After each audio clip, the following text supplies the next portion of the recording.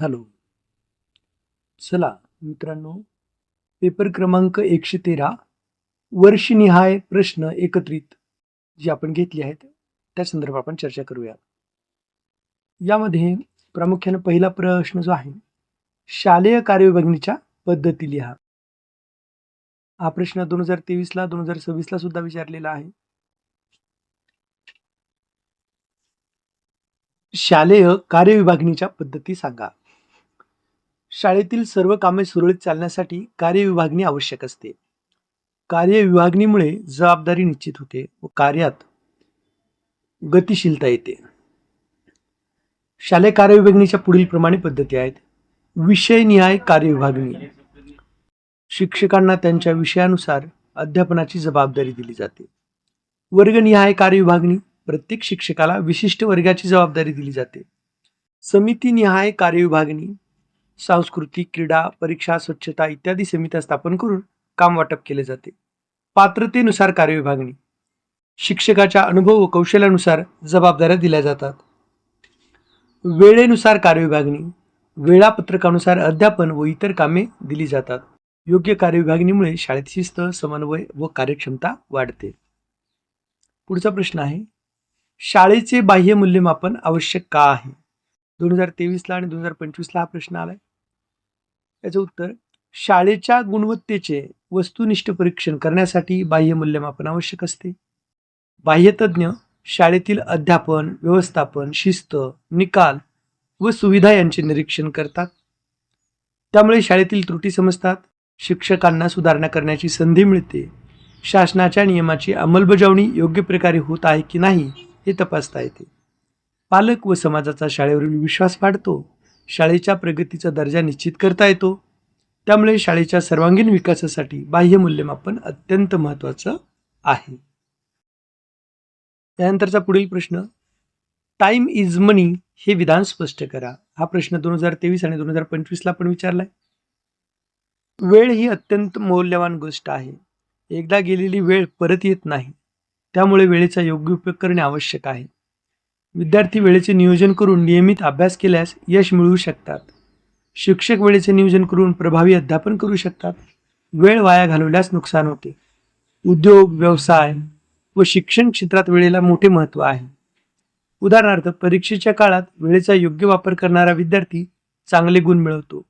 त्यामुळे वेळ ही पैशा इतकीच महत्त्वाची असल्याने टाइम इज मनी हे विधान योग्य ठरते. यानंतरचा पुढचा प्रश्न होता, व्रतविधान म्हणजे काय? हा प्रश्न 2023-2025 ला आलेला आहे.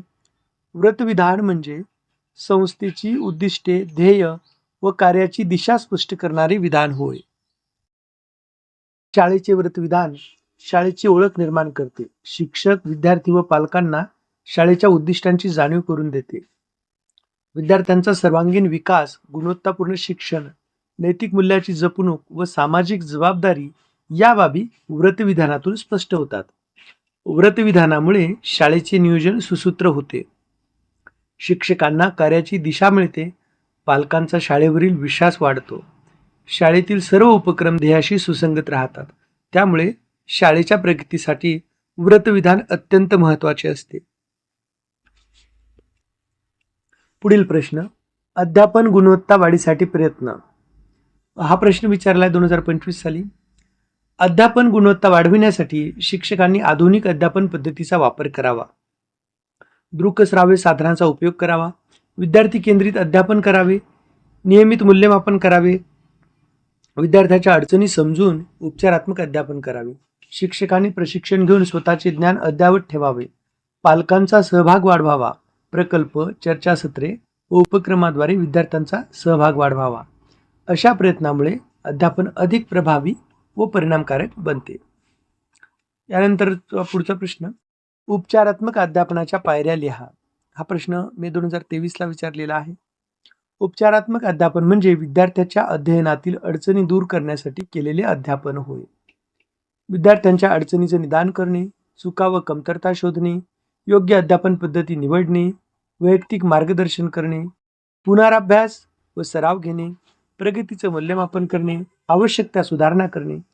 उपचारात्मक अध्यापनामुळे विद्यार्थ्याची अध्ययन क्षमता वाढते.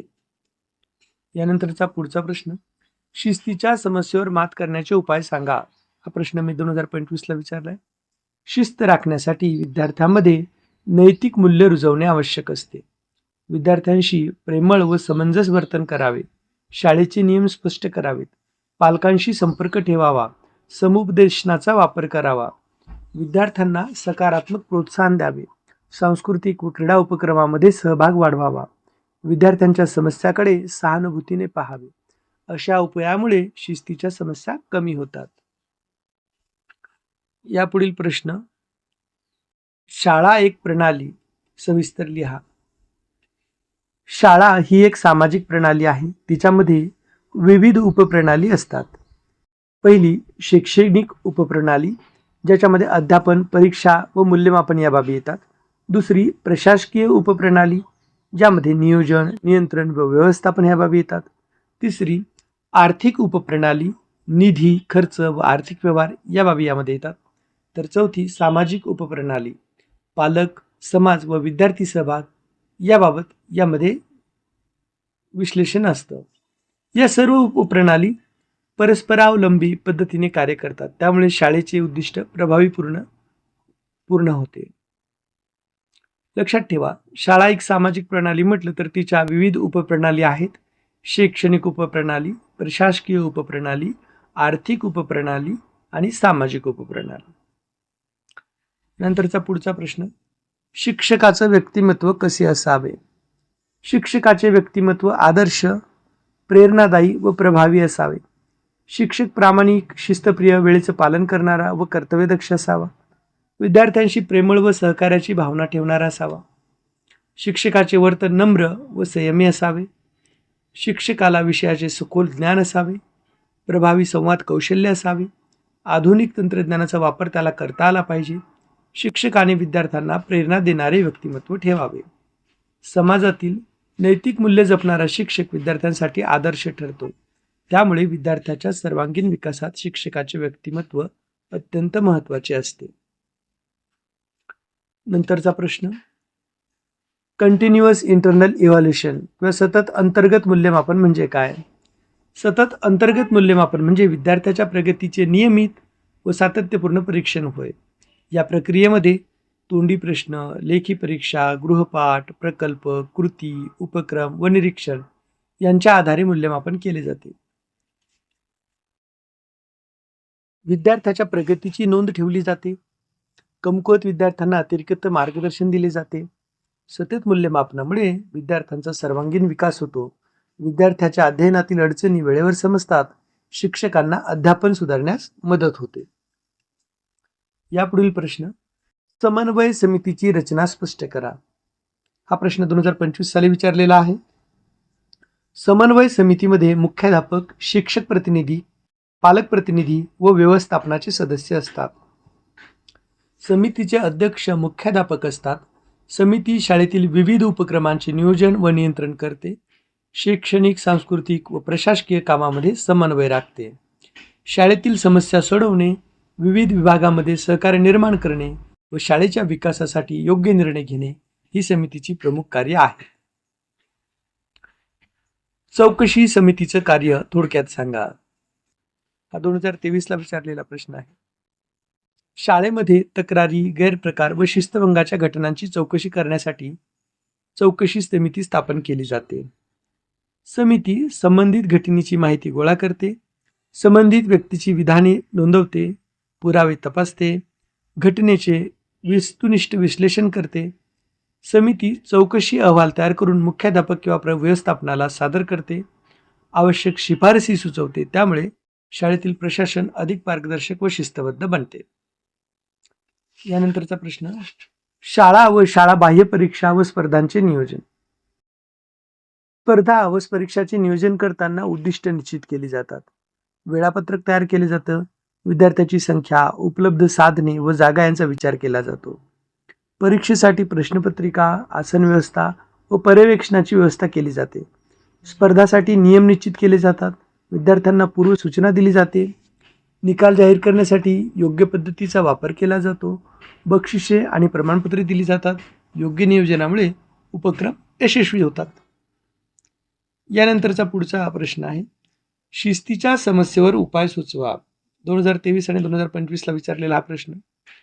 विद्यार्थ्यांमध्ये नैतिक मूल्य व शिस्तीची जाणीव निर्माण करणे आवश्यक आहे. विद्यार्थ्यांशी प्रेमळ व समंजस वर्तन करावे. शाळेचे नियम स्पष्ट करावे. पालकांशी सतत संपर्क ठेवावा. समुपदेशनाचा वापर करावा.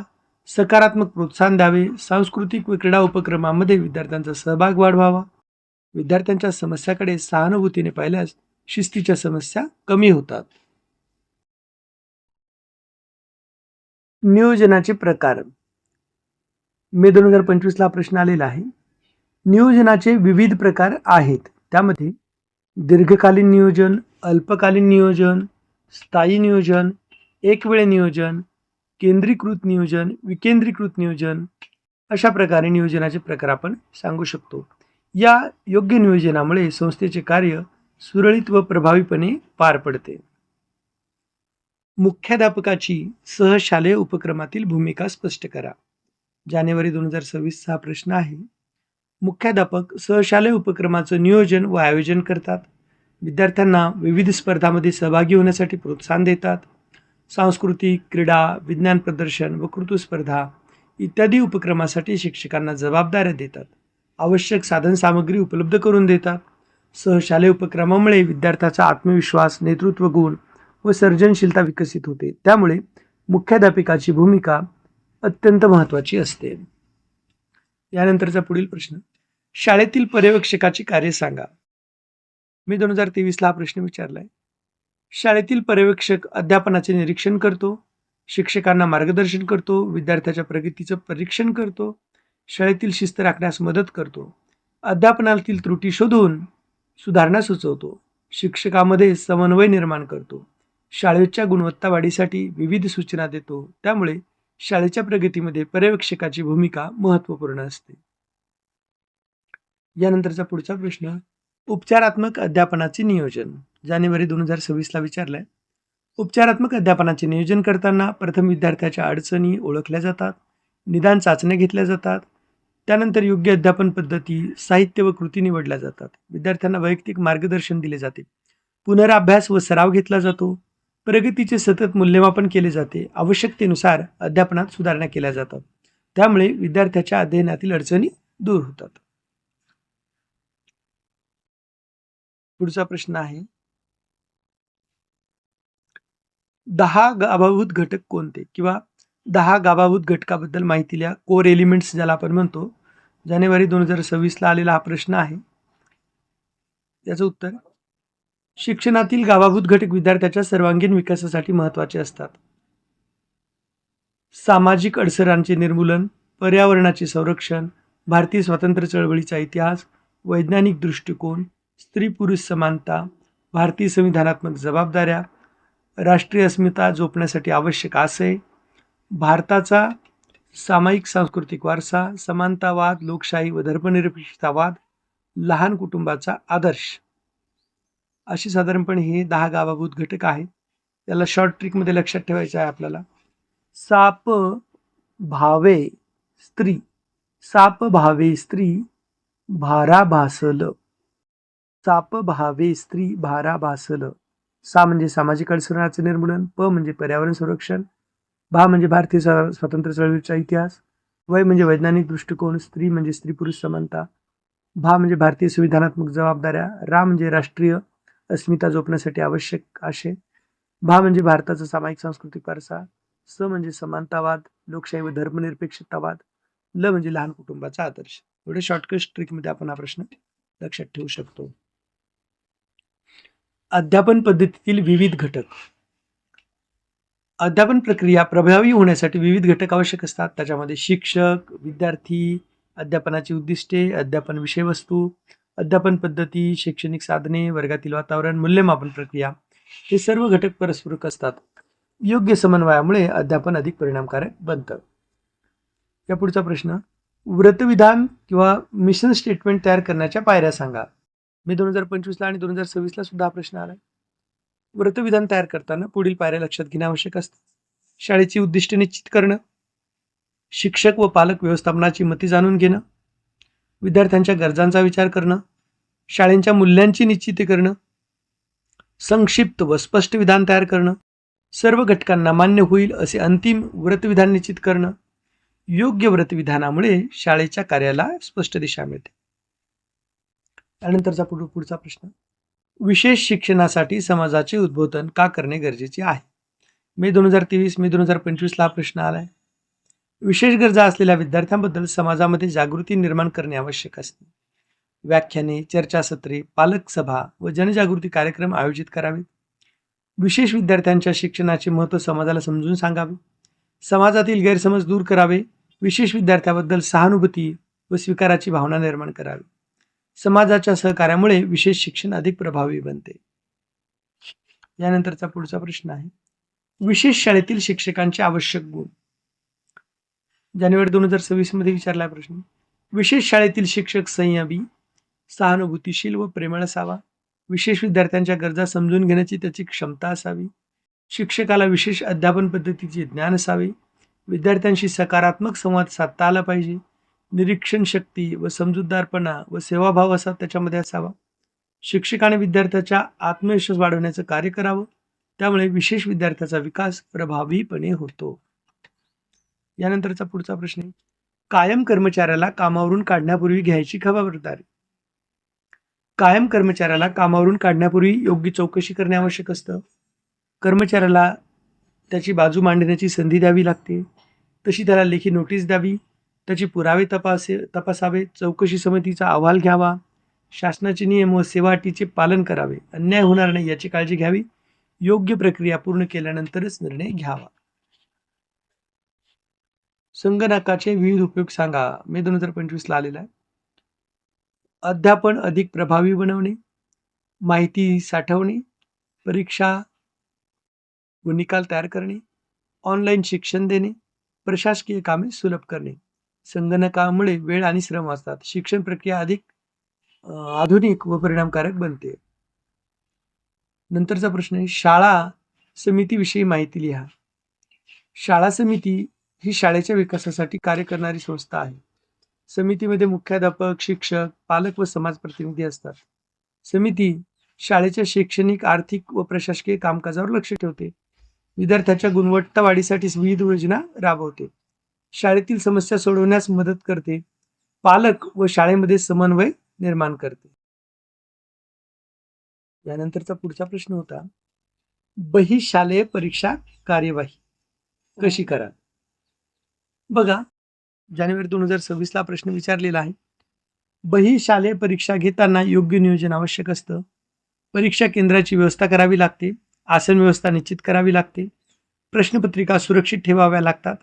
पर्यवेक्षकाची नेमणूक करावी लागते. विद्यार्थ्यांना आवश्यक त्या सूचना द्याव्या लागतात. परीक्षा शिस्तबद्ध वातावरणात पार पाडावी लागते. उत्तरपत्रिका योग्य पद्धतीने तपासाव्या लागतात. तसेच निकाल सुद्धा वेळेवर जाहीर करावा लागतो. सहशालेय कार्यक्रम निवडीचे निकष. मे 2023 हा प्रश्न. सहशालेय कार्यक्रम निवडताना विद्यार्थ्याच्या आवडी लक्षात घेणे, विद्यार्थ्याचे वय व क्षमता लक्षात घेणे, शाळेमधील उपलब्ध साधने विचारात घेणे, शैक्षणिक उद्दिष्टाशी सुसंगती या कार्यक्रमाची लक्षात घेणे, विद्यार्थ्याच्या सर्वांगीण विकासाला पूरकता असलेलेच कार्यक्रम निवडणे गरजेचे असते. योग्य सहशालेय कार्यक्रम विद्यार्थ्याच्या व्यक्तिमत्व विकासास मदत करतात. आदर्श प्रश्नपत्रिका तयार करताना विचारात घ्यावयाचे मुद्दे थोडक्यात लिहा. मे 2023 हा प्रश्न आहे. प्रश्नपत्रिका अभ्यासक्रमावर आधारित असावी. प्रश्न स्पष्ट व समजण्यास सोपे असावेत. सोपे, मध्यम व कठीण प्रश्नांचा समतोल असावा. सर्व घटकांना योग्य प्रतिनिधित्व मिळावे. गुणांचे योग्य विभाजन असावे. प्रश्नपत्रिका विद्यार्थ्याच्या ज्ञान, समज, उपयोजन व विचारशक्तीची चाचणी घेणारी असावी. त्यानंतरचा प्रश्न आहे, शाळेतील आर्थिक अडचणीवरील उपाय सांगा. उपाय: निधीचा योग्य वापर करणे, समाज व पालकांचं सहकार्य घेणे, शासनाच्या योजनांचा लाभ घेणे, खर्चावर नियंत्रण ठेवणे, देणग्या आणि आर्थिक सहाय्य मिळवणे. या उपायामुळे शाळेच्या आर्थिक समस्या कमी होतात. पालक शिक्षक संघाचे महत्त्व थोडक्यात सांगा. पालक शिक्षक संघामुळे पालक व शिक्षकांमध्ये समन्वय वाढतो. विद्यार्थ्याच्या प्रगतीबरोबरच त्याच्या गुणदोषाची चर्चा करता येते. विद्यार्थ्याच्या समस्या समजून घेऊन उपाययोजना करता येतात. शाळेच्या विकासामध्ये पालकांचा सहभाग वाढतो. पालक शिक्षक संघामुळे विद्यार्थ्याच्या शैक्षणिक व सामाजिक विकासाला मदत होते.